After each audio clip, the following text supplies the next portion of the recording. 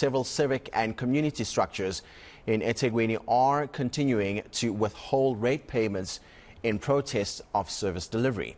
Leading the boycott, the Westville Ratepayers Association says they are demanding that the city starts provided basic services. They have been withholding funds since July and instead have chosen to put the funds into one banking account. Now, for more on this, we are joined by Chairperson Asad Gaffar. A very good morning and thank you for making time for us.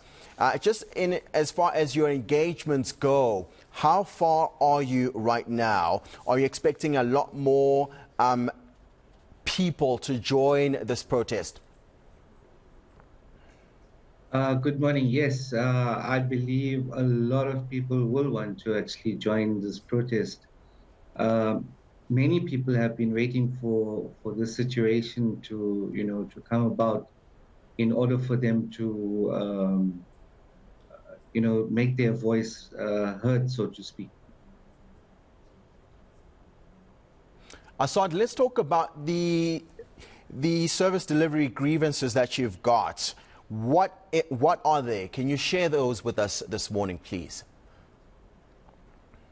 I think major concern for us is the fact of the infrastructure that requires urgent repairs. The water system and the sewer system within eThekwini has totally collapsed. There's a risk of the electricity infrastructure in terms of the transformers and the substations. These have not been serviced for many, many years. And what we're finding at the moment is when load shedding or after load shedding, some of these transformers are tripping. They're not able to come back online. And this is because of poor maintenance. And of course, as the Ratepayers Association, I imagine you'd want to take someone to task. Whoever's accountable for this needs to come and assist you guys in Westville. What has been your communication so far with the service delivery department? Look, we've been engaging with the mayor now. We've had several meetings. I think the mayor has alluded to it as well in terms of his public announcements. They know where we stand, we know where they stand. We're trying to meet each other, we're trying to find common ground.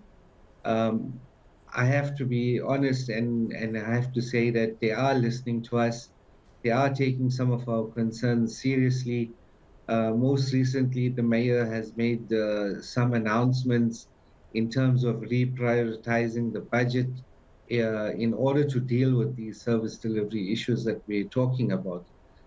So you can see that they kind of understand our position and they kind of understand that some of these things need to happen and it needs to happen soon. So it's encouraging to see that the city is taking our position seriously because at the end of the day, we've made this clear to the mayor as well, that our intention is to rebuild the city.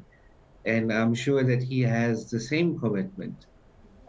So it's about finding that common ground in order for us to work together to try and rebuild the city. But our biggest concern was obviously the funds were being misused and not directed in the right space and not focused on service delivery, and hence we took this position of withholding our funds from the city. Asad, do you have a figure for us in as far as the collective rates that you were meant to pay to the city that you haven't and you've withheld as a result? Do you know how much that is? Do you have a figure or an estimate in mind?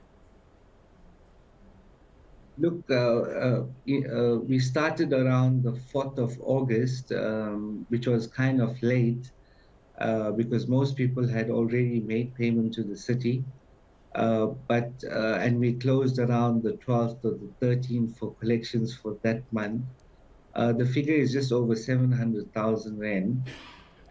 We do believe this month that figure probably will double or triple from the reports and from the the messages that we're getting from the individuals in the city. It could be a lot more. I'm not really sure. We will only know probably after the 10th of next month exactly how much of money has been diverted. Asad, thank you so much for your time this morning. That was Westville Ratepayers Association Chairperson Asad Gaffar.